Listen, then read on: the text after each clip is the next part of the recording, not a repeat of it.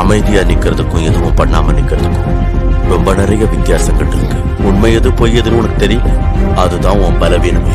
தெளிவான இந்த நீர் மாதிரி அமைதியா சாந்தி. அஸ்ஸலாமு அலைக்கும். உங்கள் அனைவர் மீதும் இறைவனின் சாந்தியும் சமாதானமும் உண்டாகட்டும். இதுக்கு முன்னாடி கொடுத்த வீடியோஸ் எல்லாமே பார்த்து நல்ல விதமாகவும் பாதுகாப்பாகவும் பயிற்சி செஞ்சுருப்பீங்க நம்புகிறேன். இதுக்கு முன்னாடி நீங்கள் ஏற்கனவே செஞ்ச பயிற்சி தான். அந்த பயிற்சியில் எதிராளியை தாக்குவதற்கான சில நுணுக்கங்கள் மட்டும் இதில் அவங்களுக்கு சேர்த்து சொல்லி தரப்போகிறேன். ஏற்கனவே இந்த மாதிரி எப்படி செய்யறதுன்னு சொல்லி இந்த ஹேண்ட் சேஞ்சிங் இந்த பண்ணுற விஷயங்கள் நல்ல விதமாகவும் நீங்கள் ப்ராக்டிஸ் பண்ணியிருப்பீங்க நம்புகிறேன்.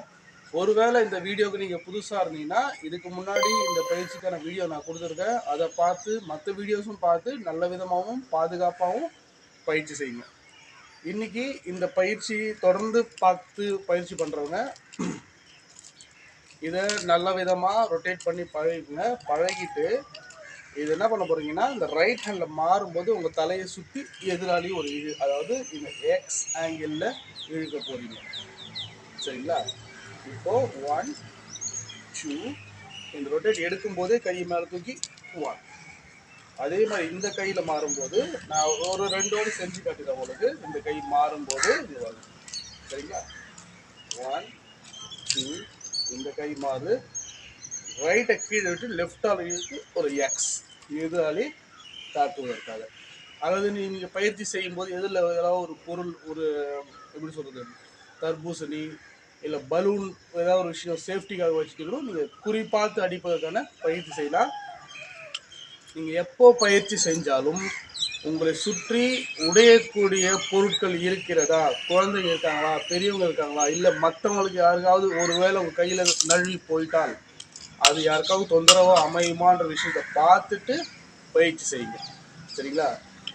பாதுகாப்பான பயிற்சி எப்போதுமே மிக மிக அவசியம்.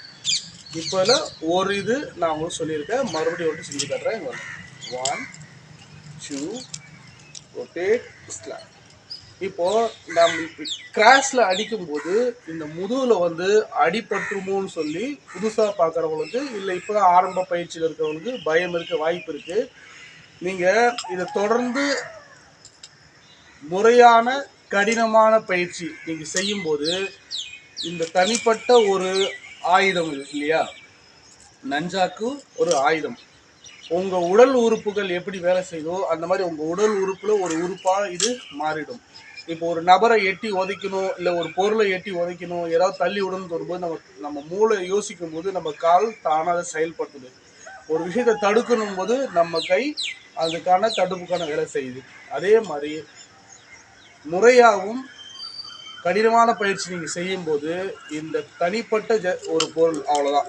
சரிங்களா? இது என்ன ஆகும் அப்படின்னா, உங்கள் உடம்புல இருக்கிற ஒரு உறுப்பு மாதிரி செயல்பட ஆரம்பிச்சிடும். நீங்கள் சொன்ன பேச்சு அது என்ன சொல்லுது, வீட்டில் இருக்கிற நாய்க்குட்டிலாம் எப்படி நம்ம கூப்பிட்டோன்னே ஓடி வருது, கொஞ்சம் உட்காருனா உட்காருது, குதினா குதின்னு சொல்லுது, கொலைக்குனா கொலைக்கு சொல்லுது, இந்த மாதிரி நிறைய விஷயங்கள் செய்யலையா, அதே மாதிரி இது செய்ய ஆரம்பிச்சிடும்.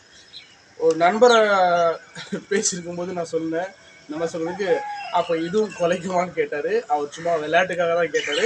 இது குலைக்க போடல. உங்கள் கைகள், உங்கள் கால்கள், உங்கள் உடல் எப்படி செயல்படுதோ அந்த மாதிரி உங்கள் உடலில் ஒரு உறுப்பாக இது செயல்படும், உங்கள் பாதுகாப்புக்காகவும் உங்கள் பயிற்சிக்காகவும். இன்னொரு விஷயம் கூட பகிர்ந்து கொள்ள நான் விரும்புகிறேன். இந்த நஞ்சாக் பயிற்சி பண்ணுறது வெறும் எதிராளியை தாக்குவதற்கு மட்டும், உங்களை தற்காப்பு கொள்வதற்காக மட்டுமல்ல, உங்கள் உடல் ஆரோக்கியத்திற்காகவும் இது மிகவும் பயன்படும்.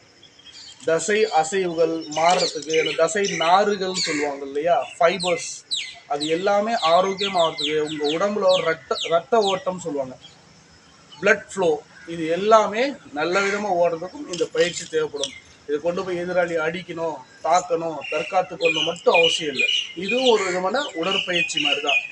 உடற்பயிற்சியாக நினச்சி பயிற்சி செய்கிறவங்க தாராளமாக பயிற்சி செய்யலாம். தற்காப்பு கலையாக நினச்சி இது பயிற்சி செய்கிறவங்களும் தாராளமாக பயிற்சி செய்யலாம். ஆனால் யார் பயிற்சி செய்கிறாலும் பாதுகாப்பான பயிற்சி மிக மிக அவசியம். சரிங்களா? 1 2 பிடிச்சிட்டோம். லெஃப்ட் ஹேண்டை கீழே விட்ட ரைட் திருப்பி 1 நெக்ஸ்ட் 1 அப்படியே இந்த பக்கம் பிடிக்கும்போது ரைட்டை கீழே விட்டுட்டு ஒரே இது அடிக்கும்.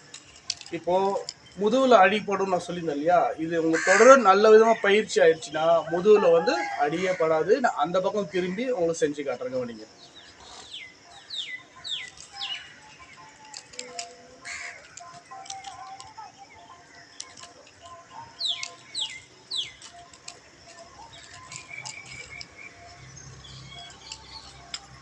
நீங்க கவனிச்சிருப்பீங்கன்னு நம்புறேன்.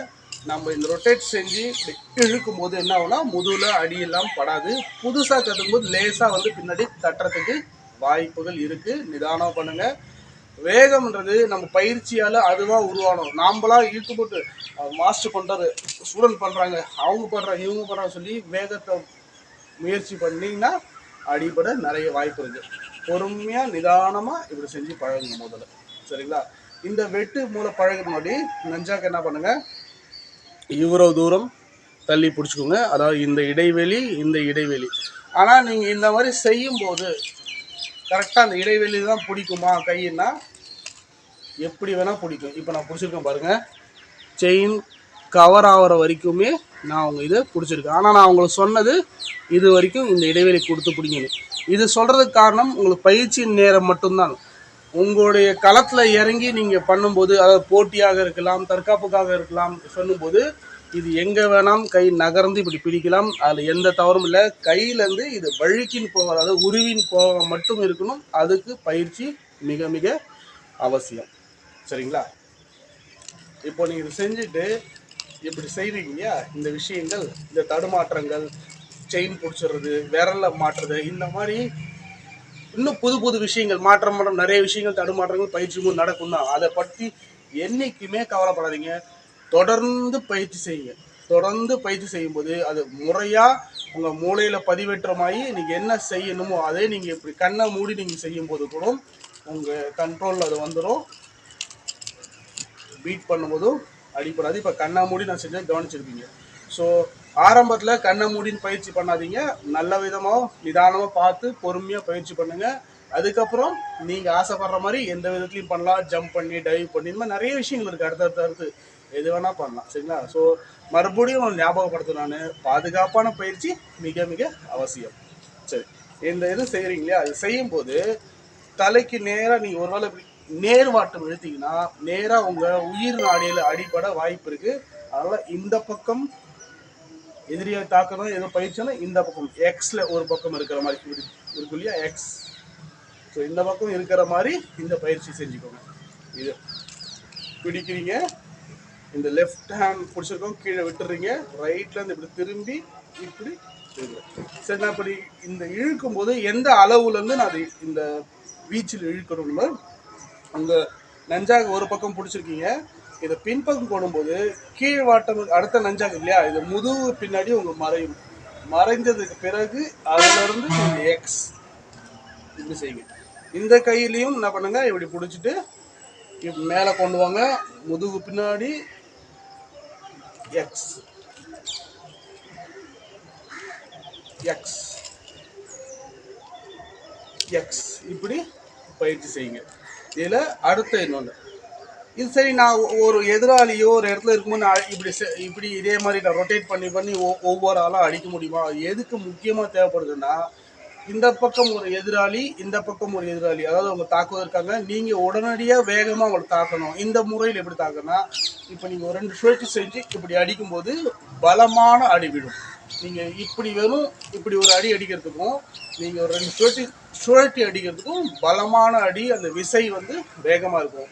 இதே இந்த பக்கமும் இருக்கா, இந்த பக்கம் இருக்கு, 2 பேரையும் உடனே அடிக்கணும் போது நீங்கள் இந்த ரொட்டேட்டு உங்களுக்கு நல்லா பழகி இருந்ததால், நல்லா பழகி இருக்கணும். பயிற்சி முக்கியம். இப்போ நீங்கள் ரொட்டேட் பண்ணி இப்படி அடித்த உடனே எங்கே வருது கவனிச்சிங்களா, நேராக உங்கள் லெஃப்ட் சைடு இடுப்பு இருக்கு இல்லையா, இடது இடுப்புன்னு சொல்லுவாங்க, இடது இடுப்பு பக்கம் வரும். 1 2 வருது இல்லையா. இப்போ உடனே இந்த பக்கம் இருக்க எதிரி தாக்கும்போது 1 அந்த பிடிச்சி அப்படியே நேராக தாக்கிடலாம். இல்லை இன்னும் பலமாக தாக்கணும் போது 1 2 போட்டு இருக்கு இல்லையா, இது தலையிலேருந்து சுற்றி தாக்கும்போது இன்னும் பலமான அடி விழும். இதில் தாக்குதல் முறைகள் நிறைய இருக்குது. வெறும் இப்போ நான் 2 மட்டும்தான் உங்களுக்கு சொல்லியிருக்கேன். ஒன்று இந்த ரொட்டேட் நல்லா ஃபஸ்ட்டு பழகிடுங்க. பழகிட்டு தலையை சுற்றி இப்படி பீட் பண்ணுறது எக்ஸசைஸ் சொல்லியிருக்கேன். இன்னொன்று எதிராளிக்கு 1 2 3 இதை பிடிச்சிட்டு 4 அவ்வளோதான். இதை வந்து தொடர்ந்து நல்ல விதமாகவும் பாதுகாப்பாகவும் பயிற்சி செய்யுங்க. சரிங்களா? பாதுகாப்பான பயிற்சி மிக மிக அவசியம். நல்லதே கற்றுக்குங்க, நல்லதே செய்யுங்க. நன்றி.